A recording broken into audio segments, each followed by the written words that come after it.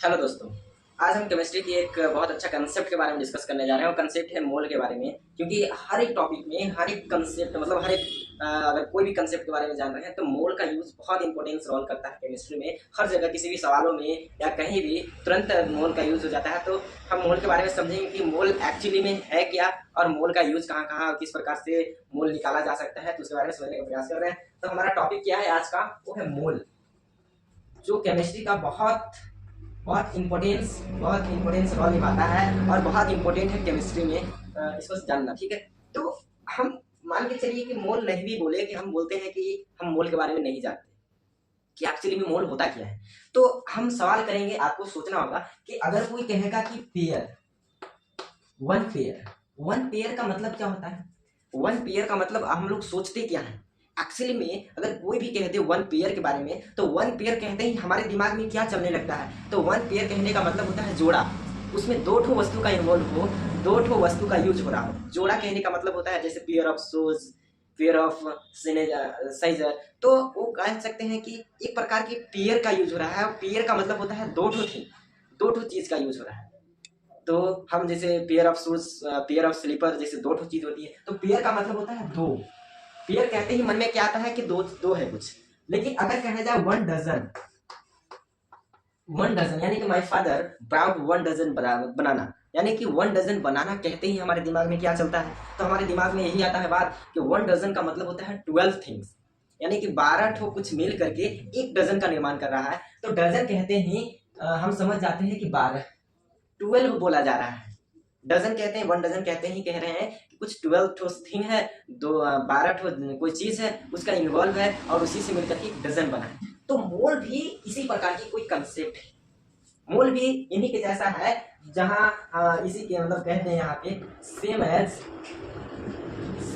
मतलब इन्हीं के जैसे। मोल का मतलब होता है क्या, वन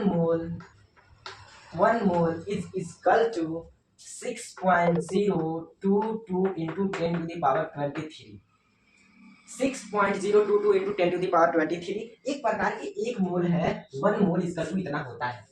जैसे one dozen equal to 12 things, pair equal to 2 things, that same as one mole is equal to 6.022 into 10 to the power 23। इसको हम कहते हैं एवोगाड्रो। इसको ए द्वारा सूचित करते हैं और इन्हें जो चीज होता है उसको कहते हैं एवोगाड्रोस नंबर। तो एवोगाड्रो ने ये दिया था, इसको एवोगाड्रो नंबर कहते हैं। जैसे हम एक कैसे समझते हैं, फॉर एग्जांपल पीजी के लिए कहते हैं, अगर 5 मोल NaOH दे दे, सोडियम हाइड्रोक्साइड दे दे, तो हम क्या समझेंगे, यानी कि 5 मोल, 5 को तो 5 रहने देंगे, लेकिन मोल की जगह पे हम क्या करेंगे 6.022 into 10 to the power 23 समझ रहे हैं हम।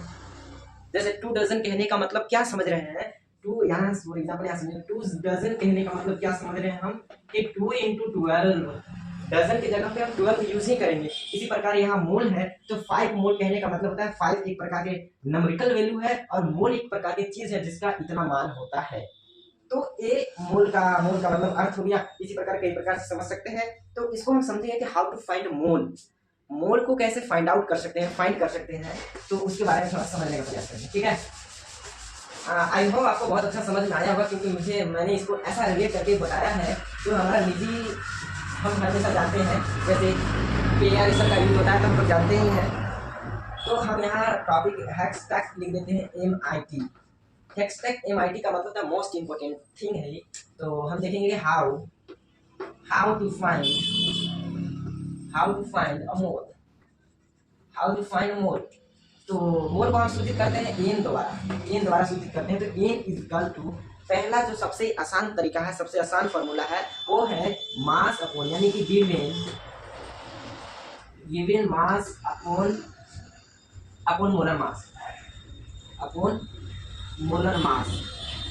Given mass upon molar mass. इसे एक बहुत अच्छा टेक्निक है, इसे ऐसे समझ सकते हैं। या फिर अगर मॉलिक्यूल दे रखा हो तो ऊपर लिख देंगे मॉलिक्यूल अपॉन एवोगाड्रो नंबर वहां मैंने समझाया था कि Na द्वारा सूचित करते हैं। तो एवोगाड्रो नंबर यानी कि Na, और यहाँ पे आप लोग 6 पॉइंट, इसकी जगह पे हम क्या यूज करते हैं 6.022 इंटू 10⁻23 हम यूज कर सकते हैं। तो ये चीज है, अगर ये दोनों दे रखा हो तो ठीक है ना, तो ये दोनों अगर इस प्रकार के वैल्यू मिलता है तो आप मोल फाइंड आउट कर सकते हैं। अगर ये ना दे रखा हो तो दिया होगा कि वॉल्यूम एट एनटीपी या फिर होगा एसटीपी डिवाइडेड बाय 22.4 लीटर और 22.7 लीटर।